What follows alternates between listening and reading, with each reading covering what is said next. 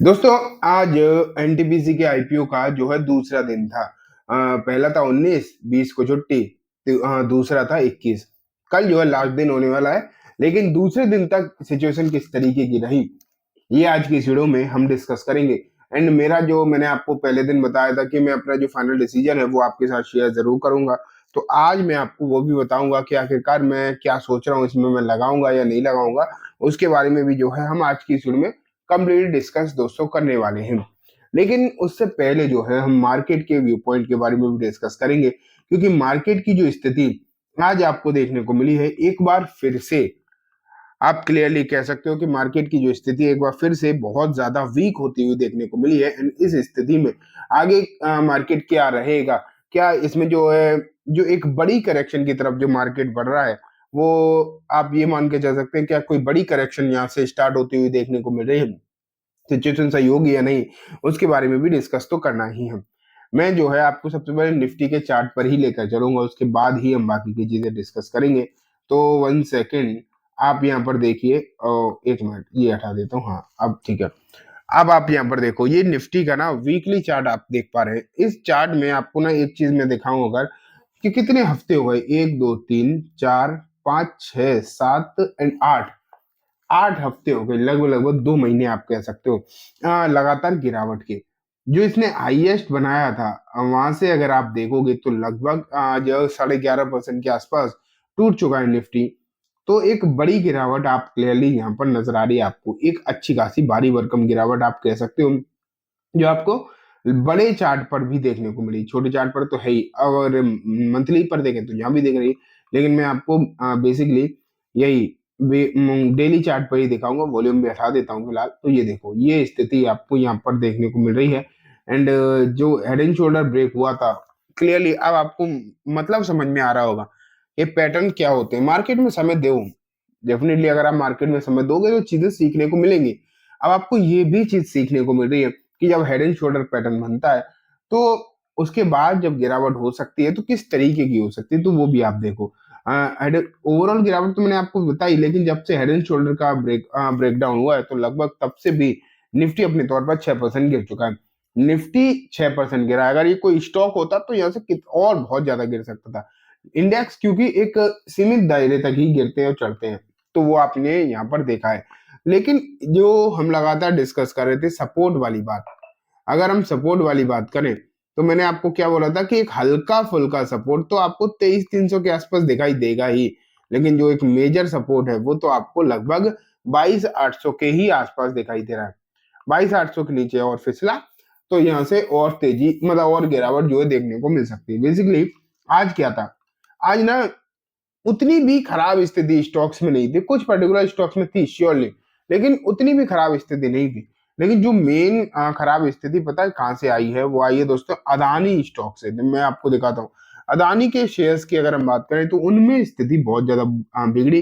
अदानी में अगर आप देखते तो Adani shares crash up to 20% after Gautam Adani indicated in US on bribery for charges. तो यहाँ अगर आप देखोगे, गौतम अदानी पर ब्राइवरी के चार्जेस लगे हैं, मतलब रिश्वत देने के चार्जेस लगे हैं। एंड अगर आप देखोगे, रिश्वत के चार्जेस साथ में इनके लिए एक गिरफ्तारी का वारंट भी न्यूयॉर्क की कोर्ट ने निकाल दिया है। तो ये जो स्थिति है, ये खराब स्थिति है ऐसे बिजनेस अगर हम देखें तो। इन आज अदानी शेयर्स में भारी भरकम गिरावट थी, तो अदानी शेयर्स भी इंडेक्स का पार्ट है। तो एक ये बोल सकते हो कि मार्केट उतना ज्यादा वीक हो सकता है, ना भी होता, लेकिन इन स्टॉक में 20-20% तक टूटे ये स्टॉक। तो इस वजह से आपको मार्केट की भी हालत खराब होती हुई दिखाई दी। बेसिकली ये मुद्दा था। अब अगर हम बात करें आगे, एनटीपीसी पर चलते हैं। अब बाकी की चीजें छोड़ते हैं फिलहाल। एनटीपीसी, ये देखो, NTPC green energy IPO day two live update issue book 91% so far, check GMP subscription status more. तो यहाँ अगर आप देखोगे अब तक इशू जो है 91% भर चुका है, ये आप क्लियरली देख पा रहे हो। एंड 91% लगभग लगभग आप ये मान के चलो पूरा भर गया, ठीक है। रिटेल कोटा तो पहले ही भर गया था, पहले ही दिन। तो यहाँ अगर आप देखोगे तो इशू तो पूरा भर ही जाएगा। लेकिन एक चीज और है कि जो बम्पर लिस्टिंग की बातें निकल कर आ रही थी, जो बात करी जा रही थी कि यहाँ से बहुत तगड़ी लिस्टिंग होगी, बम्पर लिस्टिंग हो सकती है, वो नहीं है। 2 महीने पहले, एक दो भी छोड़ो, 1 महीने पहले भी जब ना एनटीपीसी के लिए बात निकल कर आई, एनटीपीसी के लिए जब ये न्यूज निकल कर आई थी कि एनटीपीसी का आईपीओ आने वाला है, जब इस तरीके की चीजें निकल कर आई थी, उस समय बहुत ज्यादा उम्मीदें लगाई गई थी, बहुत तगड़ी उम्मीदें लगाई गई थी।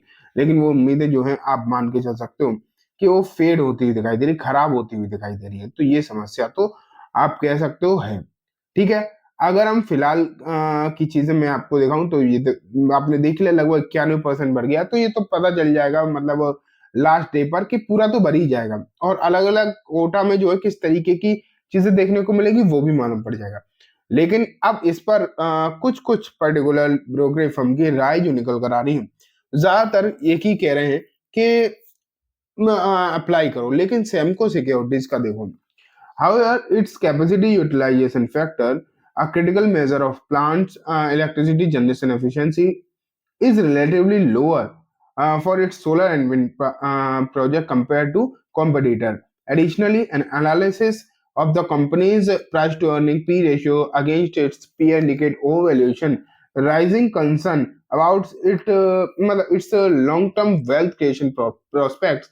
Consequently, investors are advised to avoid the IPO। तो सेमको सिक्योरिटी अगर आप देखोगे तो इन्होंने जो है इसे अवॉइड करने की बात कर दी है। ये बोला है कि इसकी जो वैल्यूएशन है वो बहुत ज्यादा हाई है, ओवर वैल्यूएशन है, तो इसे अवॉइड करना चाहिए। अब अवॉइड इन्वेस्टर कुछ करेंगे और कुछ जो है लगाएंगे। मैं क्या करूंगा वो मैं आपको भी बताऊंगा बाद में। लेकिन ये तो आप क्लियरली देख रहे हो कि सेमको ने तो मना ही कर दिया यहाँ पर। ठीक है।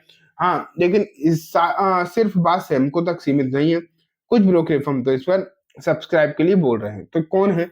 यहाँ आप देखो, ये एक और किसी ब्रोकरेज फर्म की है बात। यहाँ पर इन्होंने subscribe for the long term के लिए बात करके छोड़ा है।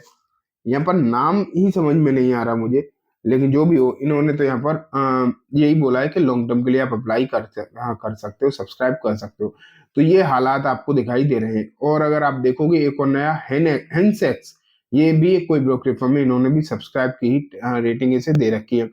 और भी अगर कोई दिख जाए तो वो भी मारवाड़ी फाइनेंशियल सर्विसेज का अगर आप व्यू पॉइंट देखोगे तो इन्होंने भी क्या बोला है, सब्सक्राइब। ज्यादातर लोगों ने सब्सक्राइब बोला है, सैमको ने बोला है कि सब्सक्राइब यहाँ पर ना करें और अवॉइड करें से। ठीक है। लेकिन ये तो चीजें मैंने आपको बता दी। लेकिन अब बात आ जाती है जीएमपी वाली कि जीएमपी इसकी क्या है। तो देखो, ये सब चीजें तो हमने देख ली। अब जीएमपी की अगर मैं आपको बात बताऊं तो इसकी जो जीएमपी है ना, बेसिकली वो भी इंडिकेट यही कर रही है कि इसमें कोई खास इंटरेस्ट हो सकता है आपको बनता हुआ दिखाई ना दे, क्योंकि जीएमपी आज भी वही 1 रुपया 2 रुपया ही है। ये आप बोल के जा सकते हो, अभी भी जीएमपी जो है इसकी 1 रुपए के आसपास है। तो यहाँ पर जीएमपी स्टेटस से तो आपको कुछ भी ऐसा लगेगा क्लियरली। और मतलब यहाँ पर जो अट्रैक्ट नहीं कर पा रहा ये आईपीओ, किसी को भी अट्रैक्ट नहीं कर पा रहा। बड़े इन्वेस्टर्स का मैंने आपको बताया था, इसकी एंकर लिस्ट अच्छी आई थी, नो डाउट। लेकिन हम सिर्फ और सिर्फ बड़े इन्वेस्टर को देखकर काम नहीं कर सकते, उतना पैसा नहीं है हमारे पास। लेकिन जो मैं अपना व्यू पॉइंट बताऊं, मैं तो अब इसमें अप्लाई नहीं कर रहा। अब नहीं कर रहा क्योंकि अब मुझे मुझे लगा था कि लास्ट दिन तक शायद कुछ हो जाए, मार्केट ही बदल जाए, लेकिन ऐसा कुछ होता हुआ नजर आ नहीं रहा। मैं अब इसमें अप्लाई नहीं करूंगा, 1-2% के लिए तो बिल्कुल भी नहीं करूंगा। ठीक है। जब बाद में देखेंगे आईपीओ आने के बाद शायद गिरावट हो, जो भी होगा वो तब का तब मालूम पड़ेगा। शेयर कोई अंडर वैल्यूड तो है नहीं, ये तो आपने देखा है। एंड ओवर वैल्यूड आईपीओ का क्या हुआ है, चाहे वो वारी हो या फिर बजाज हाउसिंग, आपने देखा है कि उनका क्या हालचाल हुआ। तो मैं एनटीपीसी में तो अप्लाई मैं कर नहीं रहा। ठीक है।